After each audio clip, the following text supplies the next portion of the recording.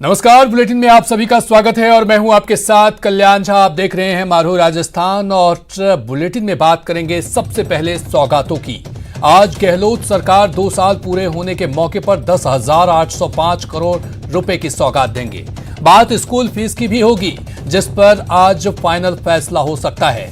बात सर्दी की भी होगी, कई जिलों में सर्दी ने -डिग्री का टॉर्चर दे रखा है और बुलेटिन में दिखाएंगे गुरुजी की गंदी बात। लेकिन सबसे पहले टॉप 10 महानगर। खबर दौसा से है। दौसा में रफ्तार के कहर ने एक युवक की जान ले ली है। दरअसल NH 21 पर गुरुवार की रात आगरा से अहमदाबाद जा रही बस और रॉन्ग साइड से जा रहे एक ट्रैक्टर में भिड़ंत हो गई, जिसमें ट्रैक्टर हाईवे पर ही पलट गया और ट्रैक्टर में आग लग गई। वहीं ट्रैक्टर के नीचे एक व्यक्ति भी दब गया, जिसके बाद हादसे की सूचना आसपास के लोगों ने पुलिस को दी। घटना की सूचना पर सदर और कोतवाली थाना पुलिस मौके पर पहुंची और ट्रैक्टर के नीचे फंसे व्यक्ति को बाहर निकाला और अस्पताल भिजवाया। बता दें कि ट्रैक्टर के नीचे फंसा व्यक्ति बुरी तरह से झुलस गया था।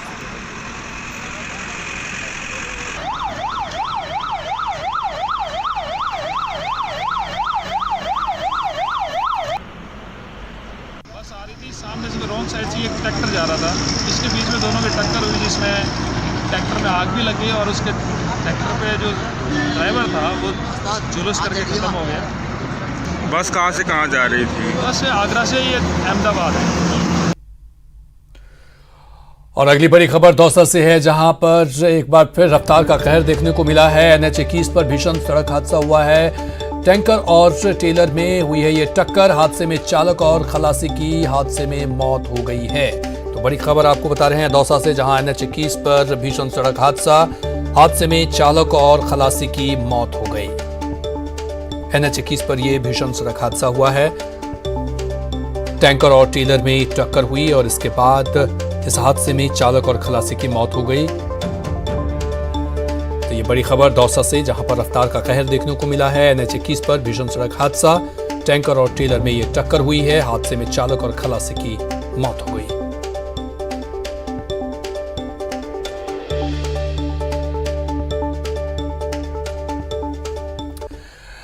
और अगली खबर कोटा से है, जहां नाबालिग से दुष्कर्म का मामले में पुलिस की गिरफ्त में दूसरा आरोपी भी आ गया है। एक आरोपी पहले ही हो चुका है अरेस्ट। गैंगरेप मामले में जीजा साला को गिरफ्तार किया गया है। तो बता दें कि नाबालिग से सामूहिक दुष्कर्म करने की वारदात को अंजाम देने के दूसरे आरोपी को भी पुलिस ने गिरफ्तार कर लिया है। नाबालिग युवती को बहला फुसलाकर जंगल में ले जाकर सामूहिक दुष्कर्म के आरोपी जीजा साले अब पुलिस की गिरफ्त में हैं। तो ये कोटा से बड़ी खबर आपको बता रहे हैं, जहां पर नाबालिग से दुष्कर्म मामले को लेकर के पुलिस ने दूसरे आरोपी को भी गिरफ्तार कर लिया है। और दूसरा आरोपी और जो पहले गिरफ्तार हो चुका है, दोनों जीजा साला है और उसी ने इस घटना को अंजाम दिया था। ग्रामीण पुलिस अधीक्षक शरद चौधरी ने बताया कि नाबालिग युवती की शिकायत के आधार पर कार्रवाई करते हुए आरोपी जीजा रूपचंद्र को रामगंज मंडी पुलिस ने गिरफ्तार कर लिया। वहीं रूपचंद का साला पहले ही मामले में गिरफ्तार हो चुका है। इन दोनों पर आरोप है कि एक नाबालिग युवती को बहलाकर अपनी गाड़ी में ले जाकर सामूहिक दुष्कर्म किया था। अब आरोपी रूपचंद और उसका साला पुलिस की गिरफ्त में है।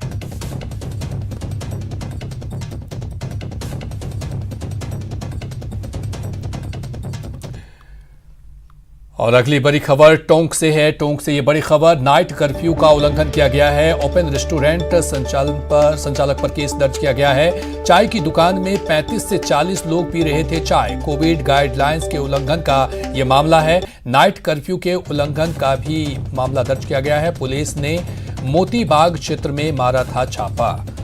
तो टोंक से ये बड़ी खबर, जहां पर ओपन रेस्टोरेंट संचालक पर केस दर्ज किया गया है। चाय की दुकान में 35 से 40 लोग पी रहे थे चाय, जो कि कोविड गाइडलाइंस की सरेआम धज्जियां उड़ाई जा रही थी। और नाइट कर्फ्यू के उल्लंघन का भी ये मामला है। पुलिस ने मोती बाग क्षेत्र में मारा था छापा और इसके बाद रेस्टोरेंट संचालक पर केस दर्ज किया गया है।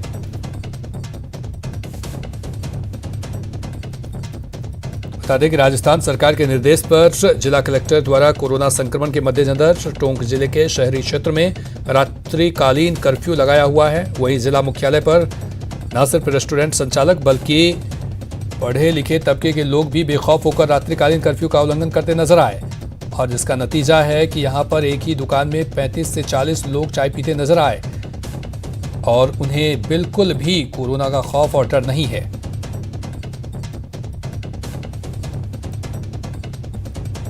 रेस्टोरेंट में रात के टाइम पे चाय कॉफ़ी वगैरह बना के लोगों को सर्व कर रहा था। जिस मौके पे जाके देखा गया तो मौके पे लगभग 30 से 35 लोग वहाँ पे मौके पे मिले, जिसके संचालक से पूछताछ की तलाशी ली गई और उसके खिलाफ कार्रवाई अमल में। किस तरह की अपील करना चाहते हैं लोगों से रात के गाइडलाइंस को? लोगों से हमारी यही अपील है कि कोविड-19 के चक्कर में राज्य सरकार द्वारा जो भी आदेश किए गए हैं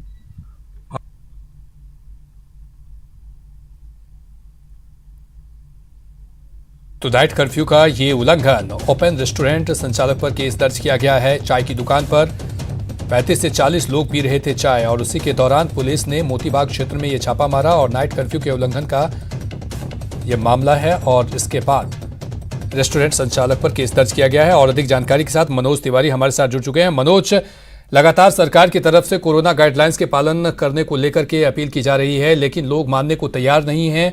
रात्रिकालीन कर्फ्यू के बावजूद भी एक जगह 30 से 40 लोग जमा होते हैं और चाय पीते हुए नजर आते हैं। जी कल्याण, बिल्कुल आप सही कह रहे हैं, क्योंकि लगातार ये बात सामने आ रही है कि जो रात्रिकालीन कर्फ्यू के उल्लंघन के मामले पुलिस को मिल रहे थे, क्योंकि हाईवे के ऊपर जो होटलें हैं जो कि नगर परिषद क्षेत्र में आती हैं उनको भी बंद करने के आदेश दिए हुए हैं, लेकिन बावजूद उसके वो कई बार कलेक्टर से गुहार लगा चुके हैं कि हमारी होटलें खोलने के लेट तक खोलने के हमको आदेश दिए जाएं। जब वो नहीं हुई तो उसके बावजूद भी लोग इस तरह चोरी छुपे जो है वो कई जगह चाय की थड़ियां लगा के ओपन रेस्टोरेंट चला के लोगों को चाय सर्व कर रहे हैं, कॉफी सर्व कर रहे हैं। और उसी दौरान रात को पुलिस को ये सूचना मिली थी कि मोतीबाग क्षेत्र के अंदर एक इस तरह की चाय टपरी नाम से कोई एक रेस्टोरेंट है, वहाँ पर 30-40 लोग चाय पी रहे हैं, कॉफी पी रहे हैं और वहाँ भीड़ भाड़ है। पुलिस ने जाके रात को वहाँ बाकायदा छापेमारी करी, लेकिन उसमें कुछ कर्मचारी जो थे वो सरकारी मिले हैं, कुछ शिक्षक मिले हैं। ऐसे में जो कोतवाल थे उन्होंने उनको वार्निंग दी है कि भविष्य में ध्यान रखें और होटल संचालक के विरुद्ध मामला दर्ज किया गया है। जी कल्याण, क्या किसी पर जुर्माना भी लगाया गया है? देखिए, चूंकि रात की बात है और अभी सुबह हमारी जो थानाधिकारी से बात हुई है उन्होंने कहा है कि आज इस मामले के अंदर जो भी अग्रिम कार्रवाई है वो की जाएगी, कि उसके बाद पूरी रात की कार्रवाई में और भी 80 इसलिए आगे अभी तफसील से नहीं बता पाए हैं। अभी आज दिन के अंदर जिस तरह की कोविड गाइडलाइन के उल्लंघन का या रात्रिकालीन कर्फ्यू का जो भी धाराएं हैं उसके अंदर कार्रवाई की जाएगी। जी, बहुत बहुत शुक्रिया मनोज तमाम जानकारी के लिए। तो नाइट कर्फ्यू का साफ तौर पर उल्लंघन, ओपन रेस्टोरेंट संचालक पर केस दर्ज किया गया है। बता दें कि चाय की दुकान पर 35 से 40 लोग चाय पी रहे थे। कोविड गाइडलाइंस के उल्लंघन का यह मामला है, नाइट कर्फ्यू के उल्लंघन का भी यह मामला है। पुलिस ने मोतीबाग क्षेत्र में छापा मार करके रेस्टोरेंट संचालक पर केस दर्ज किया है। और अगली खबर कोटा से है, जहां पर अवैध बजरी माफिया के खिलाफ कार्रवाई की गई है। पुलिस ने जब्त की है 5 ट्रॉली। पुलिस की गिरफ्त में 4 आरोपी आए हैं। चंबल नदी में हो रहा था बजरी का खनन। तो ग्रामीण पुलिस ने अवैध बजरी के खिलाफ ये बड़ी कार्रवाई करते हुए 4 ट्रैक्टर 5 ट्रॉली को जब्त कर 4 आरोपियों को भी गिरफ्तार करने में सफलता हासिल की है।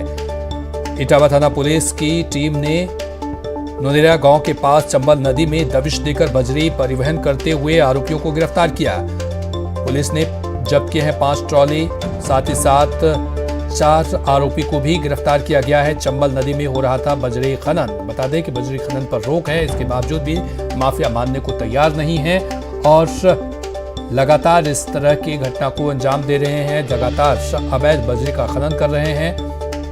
अवैध बजरी माफिया के खिलाफ ये बड़ी कार्रवाई की गई है और जरूरी है इस तरह के कार्रवाई करने की।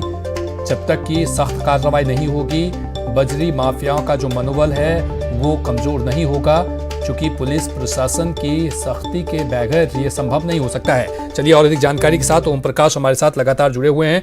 ओम प्रकाश, एक बार फिर से अवैध बजरी माफिया के खिलाफ ये कार्रवाई की गई है, कितने लोगों की गिरफ्तारी हुई है?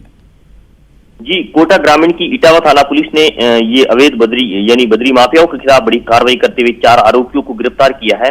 ये आरोपी रामदेव, बालमुकुंद, मुकेश और दूसरे बालमुकुंद है जो बुढ़ादीत, रामपुरिया, वो नोनेरा, खेड़ली सहित आसपास के गांवों के निवासी हैं और बद्री खनन की जो खनन और परिवहन की जो लगातार पुलिस को सूचनाएं मिलती थी, शिकायत मिलती थी, इस आधार पर पुलिस की टीम ने एक निजी वाहन में वहां पर दबिश दी। निजी वाहन में वहां जहाँ गेता रोड जो गेता चौराहा है वहां गए और वहां फिर चंबल नदी में जाकर उनका घेरा डालकर उन चारों आरोपियों को गिरफ्तार किया। फिलहाल उनके कब्जे से 4 ट्रैक्टर, 5 टोली जो बद्री की अवैध खनन और परिवहन करने के काम में आती थी उनको जब्त किया है और आगे की कार्रवाई की जा रही है। अब जो बद्री की जो लगातार बद्री माफियाओं के खिलाफ शिकायत मिल रही थी, तो शरद चौधरी ने पिछले दिनों, जैसा कि न्यूज 18 ने खबर भी चलाई थी, कुछ पुलिस कर्मियों को मिलीभगत के चलते उनको लाइन हाजिर किया था। 8 पुलिस कर्मियों पर गाज गिरी थी। उसके बाद में ये पुलिस लगातार कोटा के ग्रामीण इलाकों में लगातार इस तरह की बद्री माफियाओं के खिलाफ लगातार कार्रवाई की जा रही है और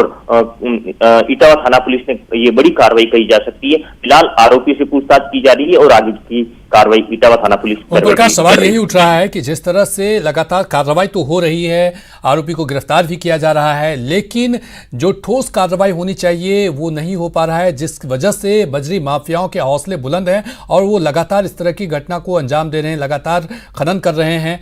ऐसे में क्या ठोस कार्रवाई करने की जरूरत है? पुलिस प्रशासन को और सख्त होने की जरूरत है?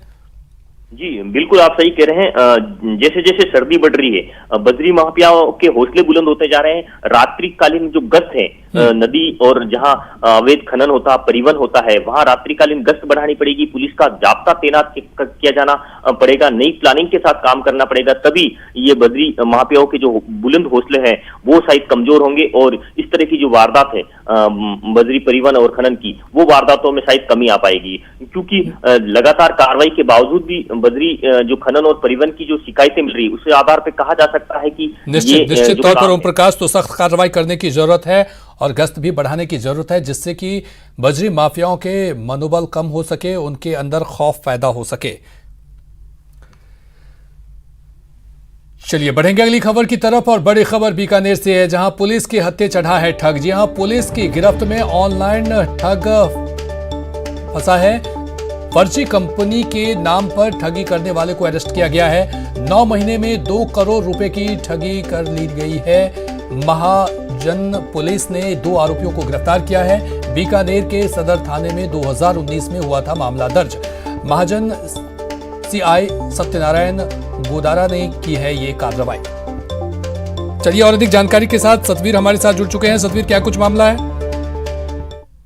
बड़ी कार्रवाई इसे कहा जा सकता है, क्योंकि लगातार एक्शन मूड में पुलिस है और लगातार कार्रवाई को अंजाम दिया जा रहा है। तो वहीं पर अभी ऑनलाइन जो ठगी है, जिसकी लगातार जो शिकायतें हैं और थानों के अंदर जो मामले दर्ज हुए थे, उसके बाद में पुलिस एक्शन मोड के अंदर नजर आई है। वहीं पर महाजन पुलिस ने जो ये फर्जी कंपनी पहले बनाते थे और फिर ठगी करते थे, उसे मामले के अंदर महाजन पुलिस ने 2 आरोपियों को यहाँ पे गिरफ्तार कर लिया है। उन्होंने अभी तक 2 करोड़ रुपए की जो ठगी है वो करना कबूल किया है। इसके साथ ही अभी पूछताछ का जो दौर है वो लगातार किया जा रहा है। महाजन जो सीआई है सत्यनारायण गोदारा, उनके नेतृत्व में पूरी कार्रवाई को अंजाम दिया गया है। फिलहाल जो सदर थाना है बीकानेर के अंदर, वहां पर भी 2019 के अंदर एक मामला दर्ज हुआ था, जिसके अंदर इसी तरीके से जो फर्जी कंपनी बनाकर ऑनलाइन ठगी का जो बात है वो सामने आई थी। फिलहाल पुलिस अब 2 आरोपियों को गिरफ्तार कर लिया और अब इनसे पूछताछ की जा रही है। उम्मीद की जा सकती है कि आगे और भी जो कड़ी से कड़ी जोड़ते हुए कई और खुलासे भी हो सकते हैं। सतवीर, चूंकि ये एक गैंग काम कर रहा है, गैंग के आरोपी तो गिरफ्तार हो जा रहे हैं, लेकिन जो इसके शातिर हैं, जो सरगना है, वहां तक पहुंचने के लिए पुलिस क्या कार्रवाई करेगी? पुलिस पूरी तरीके से एक्शन मोड के अंदर है और लगातार इनसे जो आरोपी जो गिरफ्तार किए गए हैं उनसे भी पूछताछ की जा रही है और पूछताछ करने के बाद में धीरे धीरे जो कड़ियां जुड़ती जाएगी, उसके बाद में पुलिस उम्मीद लगा के बैठी है कि जल्दी जो शातिर जो लोग हैं, जो इनके पीछे रहकर काम करते हैं, उनको जल्दी सलाखों के पीछे पहुंचा दिया जाएगा। ऐसे में पूछताछ के बाद में पूरी स्थिति का पता चल पाएगा कि आगे कौन कौन जो लोग हैं इनके साथ में जुड़े हुए हैं और कहां ये। बहुत बहुत शुक्रिया सतवीर तमाम जानकारी के लिए। यहाँ पर पुलिस ने 2 आरोपियों को गिरफ्तार किया है जो ऑनलाइन ठगी कर रहे थे और करोड़ों की चूना लगा रहे थे लोगों को। और अगली बड़ी खबर टोंक से है, जहां कोतवाली थाना पुलिस ने छापा मारा है। बीड़ी गोदाम पर पुलिस ने छापा मारा है। नकली बीड़ी के शक पर गोदाम में छापा मारा। जांच के लिए बीड़ी के नमूने लिए गए हैं। गोदाम को भी सीज किया गया है। फिलहाल टोंक से बड़ी खबर।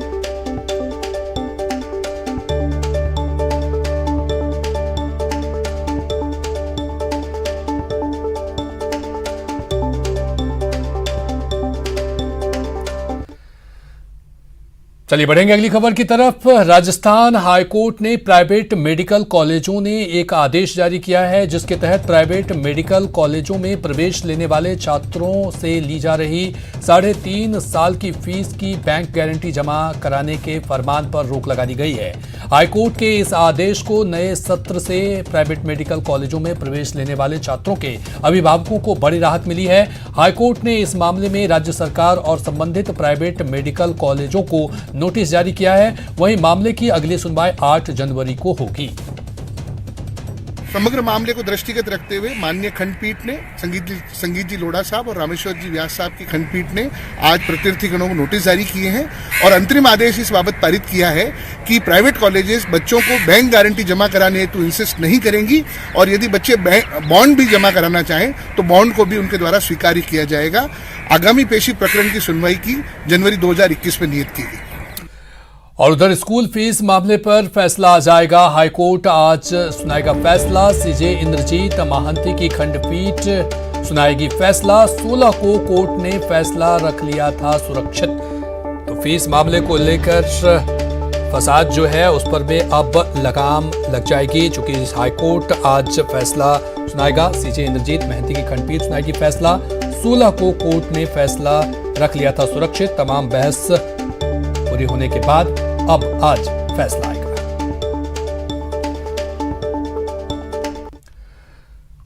पाली में चोर गिरोह का पर्दाफाश हुआ है।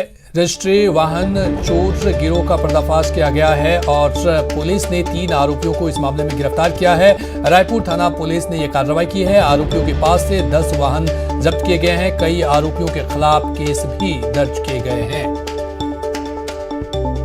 पाली में चोर गिरोह का पर्दाफाश हुआ है। रजिस्ट्री वाहन चोर गिरोह का यह पर्दाफाश हुआ है। पुलिस ने 3 आरोपियों को गिरफ्तार किया है। इस मामले में रायपुर थाना पुलिस ने यह कार्रवाई की है। आरोपियों के पास से 10 वाहन जब्त किए गए हैं, जबकि कई आरोपियों के खिलाफ केस भी दर्ज की गई है।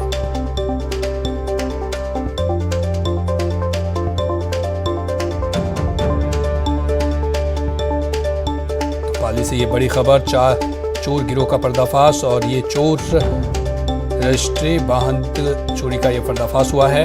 आरोपियों के पास से 10 वाहन जब्त किए गए हैं। चलिए और अधिक जानकारी के साथ श्याम हमारे साथ जुड़ चुके हैं। श्याम, ये चोर गिरोह का पर्दाफाश हुआ है, क्या कुछ जानकारी इस बाबत? जी बिल्कुल, रायपुर थाना क्षेत्र में पिछले काफी समय से लगातार वाहन चोरी की शिकायतें मिल रही थी, जिस पर पुलिस अधीक्षक राहुल कोटिकी के निर्देशन में मनोज राणा के नेतृत्व में एक टीम का गठन किया गया और टीम ने क्षेत्र के संदिग्ध लोगों पर लगातार निगरानी रखी, जिसमें एक विजय सिंह जो पूर्व में भी वाहन चोरों के मामलों में जेल जा चुका है, 4 माह पहले ही जमानत पर छूटा था। उससे कड़ाई से पूछताछ की तो उसने अपने 2 साथियों के साथ 9 कार, जिसमें 6 बोलेरो और 3 अन्य कारें व एक बुलेट चोरी करना कबूल किया। ये वाहन पाली जिले में 7 वाहन चोरी की वारदातें भी इन्होंने कबूल की। साथ ही अन्य जिलों से भी 1 दर्जन से अधिक वारदातें करना इन्होंने कबूल किया।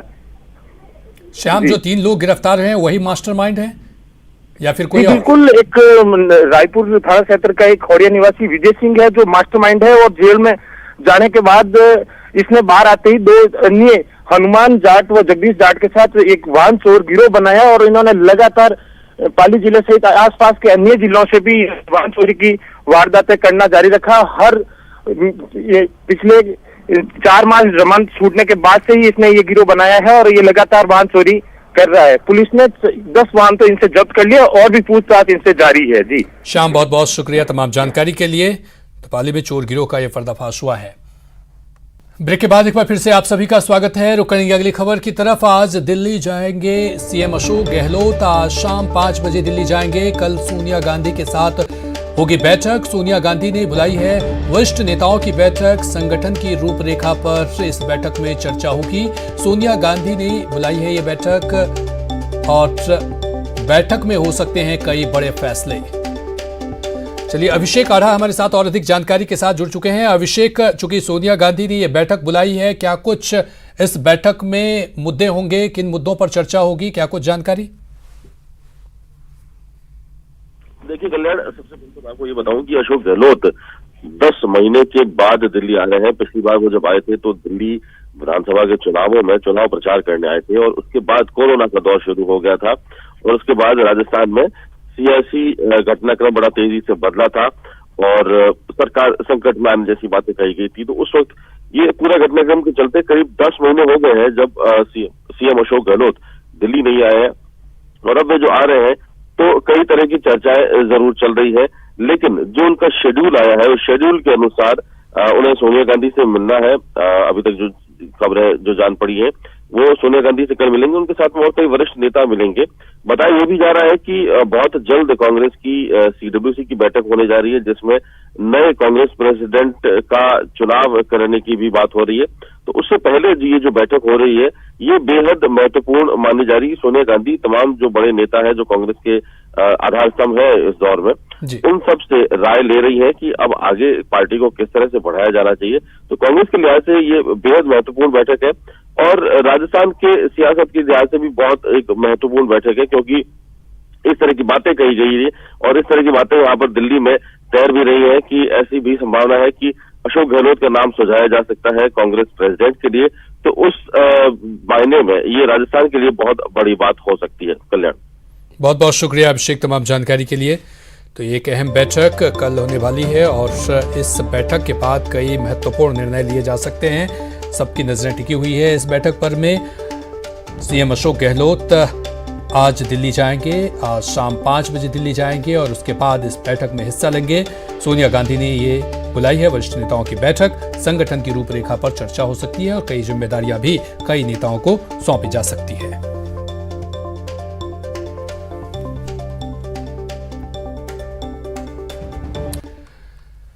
रुकेंगे एक छोटे से ब्रेक के लिए और ब्रेक के बाद दिखाएंगे सौगातों का शुक्र।